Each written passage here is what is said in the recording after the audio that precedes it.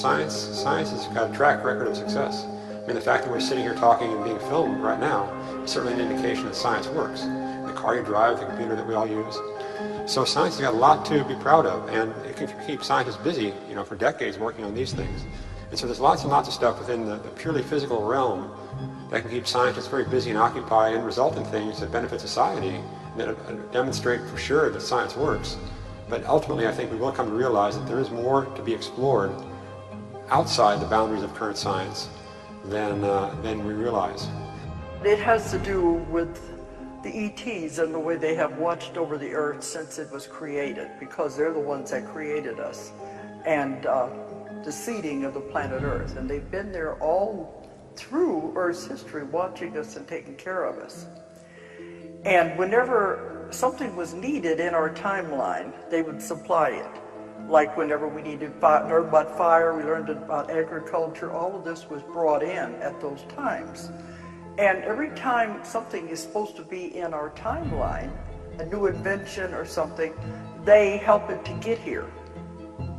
And in the old days, they were thought of as gods and goddesses because they lived among the people to teach them what they were supposed to do. Now they can't do it.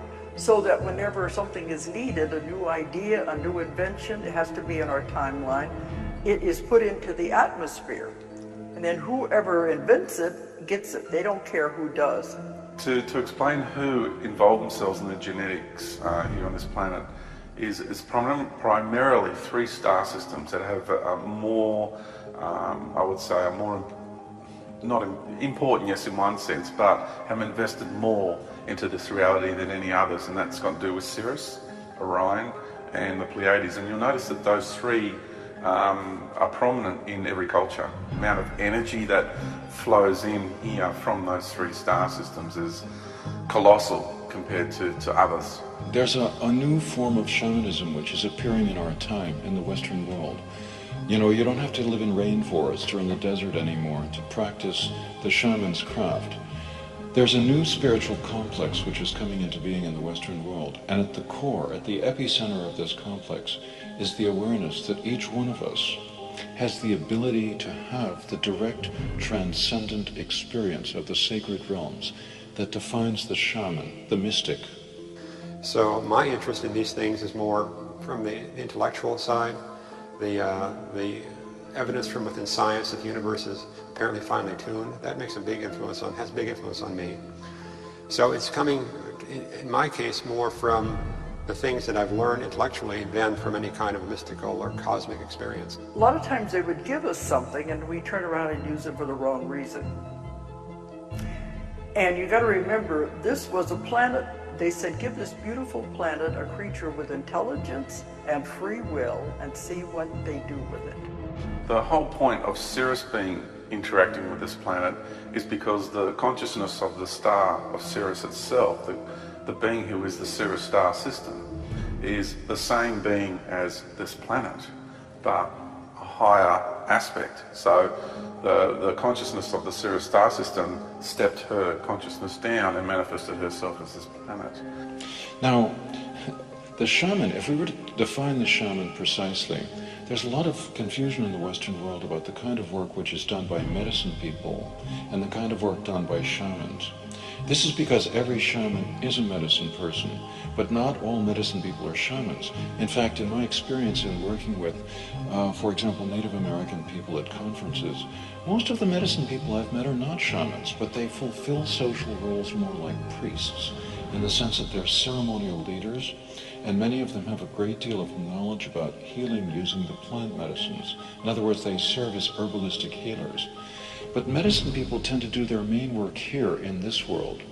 The interest in spirituality is something that I grew up with. I never left entirely. I sort of drifted away from that when I left the seminary. I came back to it again with a more or less independent perspective, and that's what caused me to write these 2 books of mine, the Purpose-Guided Universe and the God Theory, to present to people the notion that, yeah, you can be perfectly happy with science as a way to study the world, but not let that be the totality of your worldview. If there are reasons to expand your worldview beyond that and still stay true to science, for example, you don't have to give up belief in the Big Bang. Big Bang is a great way to start a universe. I think from a metaphysical perspective, it's a wonderful way to start a universe.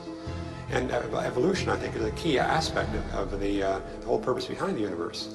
And so I think you need to keep these things as fundamental bases of science and at the same time of your own worldview. And that doesn't preclude believing in spiritual realities. And the prime directive is the one on Star Trek of non-interference. You cannot interfere with the development of a civilization. So they've been watching us and observing us. And every time they would give us something, we turn it into a weapon or something like that. And I asked them one time, isn't that interference to give us fire, give us agriculture? And they said no, because that is a gift we give you at one time at your point of development. And then what you do with it is free will. And as we turn it around and use it negative, that's our free will to do that. And I said, well, can't you come back and tell them they're doing it wrong? They said, no, because that is interference. That's what's not allowed. And the shaman, correctly defined, is an individual who usually discovers early in life that they have the ability to dream while they're awake. And this is the realm in which the shaman does their main work, in the dream time. And the lineage that goes up the other way goes from this planet to the Sirius system, goes to the galactic consciousness, the Milky Way galaxy, and then goes to the feminine expression of the universal creator. Because when you connect with your inner heart, the first place you find yourself going is straight to the core of the earth. And in there you meet the consciousness of Christ Sophia. So it's the feminine expression of our sun. This is what one discovers when you go deep within oneself.